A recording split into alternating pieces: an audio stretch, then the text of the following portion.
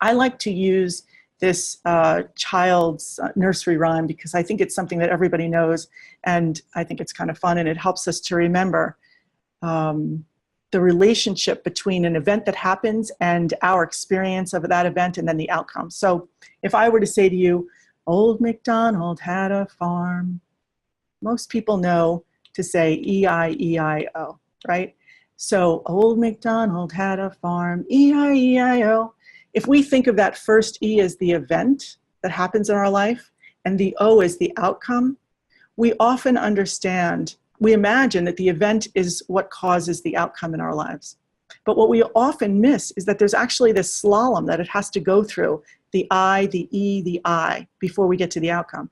An event itself does not actually determine the outcome. But usually those things are wired so closely together in our own brain, we're so quickly reactive to that, that we don't realize that there's actually this process that's happening that is really the cause of the outcome.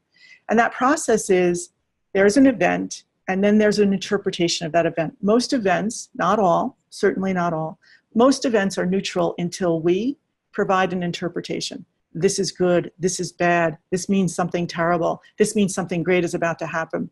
We're the ones who apply those interpretations. That interpretation drives an emotion, and depending on the intensity of that emotion, we end up with a certain kind of outcome. So there is an event, and there's an outcome, but there's a slalom of things that event goes through: our interpretation, the emotional reaction, and then the intensity that create the outcome.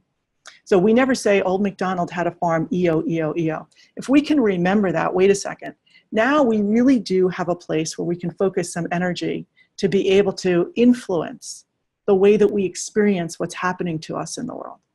So no longer are we just subject to whatever's happening outside of ourselves. So this is one of the key pieces of helping people to learn how to be able to cultivate and develop what's called emotional fitness and emotional agility.